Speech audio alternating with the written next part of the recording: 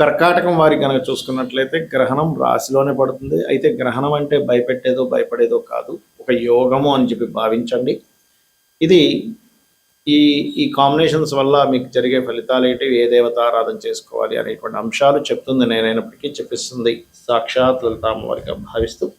అయితే ఇది ఇండియాలో లేదు గ్రహణం, ఏ దేశాల్లో ఉందో చెప్తాను. ఆ దేశాల్లో ఉండే వాళ్ళు జాగ్రత్త పడే విషయం గురించి మనం మాట్లాడుకుంటున్నాము. అయితే ఇక్కడ ఈ గ్రహణం రాశిలోని ధనస్థానానికి సంబంధంగా పడుతుంది. అంటే జీవుడు అంటే జాతకుడు కొన్ని విషయాలలో ఒక్కొక్కసారి మానసిక స్ట్రెస్ వల్ల తీసుకునే నిర్ణయాలు ఉంటాయి. అంటే అలాంటివి ఇన్వెస్ట్మెంట్ చేసే విషయంలో అప్పు చేసి ఇన్వెస్ట్మెంట్ చేయడం, లేదా పెద్ద మొత్తంలో మీరు ఎవరికైనా ధనం ఇస్తున్నారు, లేదా ఒక అగ్రిమెంట్ చేసుకొని ఆ అగ్రిమెంట్లో సరైన కండిషన్స్ ఎలా ఉన్నాయంటే చూసుకోకుండా ధనం ఇస్తున్నారు. ఎందుకంటే రాశిలో మీకు అమావాస్య యోగం చూపిస్తున్నప్పటికీ రెండో భావంలో ఉండే రాహు కేతుతో డిగ్రీస్లో జరుగుతుంది ఈ గ్రహణం. కాబట్టి లగ్న ద్వితీయాలతో సంబంధం ఉంటుందన్నమాట. కావున ఇక్కడ కొంచెం ఈ తండ్రి గారి ఆరోగ్య విషయంలోని, మీరు ఇన్వెస్ట్మెంట్ చేసే విషయంలోని, మీరు విదేశాలకు వెళ్ళి అక్కడ నివసించేటువంటి అంశాల్లోని వీటి మీద ఎఫెక్ట్ చూపిస్తుంది. ఎన్ని రోజులు చూపిస్తుంది? 41 రోజులు ఉంటుంది ఎప్పుడు కూడా, గ్రహణం రోజు నుంచి 41 days. అయితే మన ఇండియాలో లేదని చెప్తున్నాను చాలా స్పష్టంగా. అయితే 9 గంటల 15 నిమిషాల నుంచి ప్రారంభమవుతున్నారు కొన్నిట్లోనేమో 11, అంటే రకరకాల దేశాల్లో కాబట్టి ఆయా దేశాల యొక్క కాలమానం పరంగా మారుతూ ఉంటుంది. అయితే ఈ గ్రహణ సమయంలో మీరు చేయవలసిన సాధన ఏమిటి? సాధన ద్వారా మనం పాపాన్ని తగ్గించుకొని పుణ్యాన్ని పెంచుకునేటువంటి అవకాశం గ్రహణం అంటే. సుబ్రహ్మణ్యేశ్వర స్వామిని మరియు వెంకటేశ్వర స్వామిని ఆరాధన చేసుకుంటే చాలా చాలా చాలా మంచిది. మరియు ఇక్కడ మీకు ఏంటంటే 12లో కుజుడు ఉన్నాడు కాబట్టి, లగ్నంలో బుధుడు వచ్చి కూర్చున్నాడు కాబట్టి కర్కాటకం వారికి అంటే బలవంతంగా తప్పనిసరి ఖర్చులు పెట్టవలసిన పరిస్థితి వస్తూ ఉంటుంది. దానికి మీరు ముఖ్యంగా ఆంజనేయ స్వామిని కానీ సుబ్రహ్మణ్య స్వామిని కానీ ఆరాధన కనుక చేసుకున్నట్లయితే 100% బాగుంటుంది. అయితే గ్రహణం కొన్ని రాసుల వారికి మంచి చేస్తుంది, కొన్ని రాసులు ఏ రాసుల వారికి మంచి ఉంది అని చెప్పి చూసుకుంటే వృషభం 3వ స్థానం మంచిది, అదేవిధంగా కన్య లాభస్థానం మంచిది, తుల 10వ స్థానం మంచిది. అదేవిధంగా చూసుకున్నట్లయితే ఇక్కడ కుంభం 6వ స్థానానికి మంచిది. మిగతా వాళ్ళకి ఏదైతే కొంచెం ఇబ్బంది ఇచ్చేటువంటి రాసులు ఏవైతే ఉంటాయో కర్కాటకంలో పడుతుంది కాబట్టి కర్కాటకము, వృశ్చిక, మనకి ధనస్సు, మేషం వారికి కొంత జాగ్రత్తగా ఉండాలి. మరియు సింహ, మిథునం వారికి కూడా, పక్క రాసుల వారు కూడా కొంత జాగ్రత్తగా ఉండాలి. మనకి గ్రహణం అసలు ఏ దేశాల్లో ఉంది, అసలు ఇండియాలో ఉందా లేదా అని చెప్పి చూసుకుంటే ఇండియాలో ఈ గ్రహణం లేదు. కాబట్టి స్త్రీలు పాటించాల్సిన, గర్భవతులు పాటించాల్సిన నియమాలు ఇవేమీ అక్కర్లేదు మనకి. కాకపోతే మరి సాధన చేసుకోవాలి, సాధనకి చాలా మంచిది. ఎందుకంటే గ్రహణం ఆకాశంలో సూర్యగ్రహణం పట్టేటప్పుడు దాని యొక్క ఎనర్జీ మాత్రం ఉంటుంది, మీరు ఏ దేశంలో ఉన్నా కూడా. అంటే దుష్ప్రభావం మాత్రం ఉండదు. కానీ ఆ గ్రహణ సమయంలో మీరు చేసే సాధన ఖచ్చితంగా మంచి ఫలితం ఇస్తుంది, గుర్తుపెట్టుకోండి. అలాగే ముందుగా అసలు ఏ దేశాల్లో ఉంది గ్రహణం అనేటువంటిది కనుక చూసుకున్నట్లయితే Norway, Sweden, Poland, Denmark, Italy, London, Belgium, France, స్విట్జర్లాండ్లో పాక్షికంగా కనిపిస్తుంది. అయితే ఇది కంకణ సూర్యగ్రహణము అంటారు. గ్రహణం లేనప్పటికీ కూడా మీరు ఏదైతే మంత్రం చేస్తారో, అంటే ఇండియాలో మాత్రం ఏమీ పాటించాల్సిన పని లేదు. ఇది నేను గ్రహణ సంబంధించిన దోషాలన్నీ కూడా చెప్పేది విదేశాల్లో, ఈ దేశాల్లో ఉండే వారికి మాత్రమే. ఇండియాలో ఉండే వాళ్ళకి పనిచేయవి ఇవేమీ కూడా. కాకపోతే మంత్రం మాత్రం మీరు చేసుకోవడం వల్ల మంచి ఫలితం అయితే ఉంటుంది. మంత్రము ఆ సమయంలో మీరు ఏదైనా హోమం చేసుకోవడము, లేకపోతే ఆ సమయంలో మీరు చేసేటువంటి సాధన ఏదైతే ఉంటుందో ఖచ్చితంగా పనిచేస్తుంది. ఇక్కడ గ్రహణం అనేటువంటిది ఒక యోగంగా భావించమని చెప్తారు మహర్షులు. కాబట్టి ఒక్కొక్క సమస్యకి ఒక్కొక్క మంత్రం కూడా చేసుకోవచ్చు.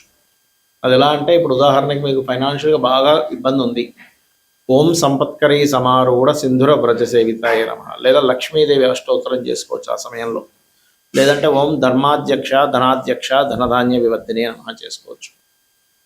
కొంతమందికి ఉద్యోగం విషయంలో ఇబ్బంది ఉంటుంది, దశమస్థానం పాడవుతుంది వాళ్ళకి. దశమ భావం కనుక పాడైనప్పుడు ఉద్యోగం విషయంలో చాలా ఇబ్బందులు పడుతూ ఉంటారు. అలాంటి వారు చేయవలసింది ఓం మాణిక్య మకుటాకార జానుద్వయ విరాజితాయ నమః చేసుకోవాలి.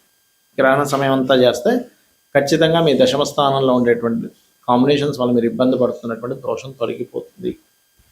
అలాగే మరి కొంతమందికి అప్పులు ఎక్కువగా ఉంటాయి. ఓం అపర్ణాయే నమః. కొంతమందికి బిజినెస్ ఇంప్రూవ్మెంట్స్ ఉండవు. ఓం ఇంద్రగోప పరిక్షిప్త స్మర్తోనా భజంగికాయ నమః. ఇలా చేసుకోవచ్చు. మరి కొంతమందికి అనారోగ్య సమస్యలు ఎక్కువగా ఉంటాయి. ఓం సర్వవ్యాధి ప్రశమని సర్వమృత్యు నివారిణి అగ్రగణ్య చింత్య రూప కలికల్మషనాశిని నమః చేసుకోవచ్చు. అయితే మరి కొంతమంది పుట్టడమే గ్రహణ సమయాల్లో లేదా రవిచంద్రులు కేతువు కలిసి ఉన్న సమయాల్లో, రవిచంద్ర రాహు కలిసి ఉన్న సమయాల్లో పుడతారు. అది కూడా కొంతవరకు గ్రహణ దోషము అంటూ ఉంటారు.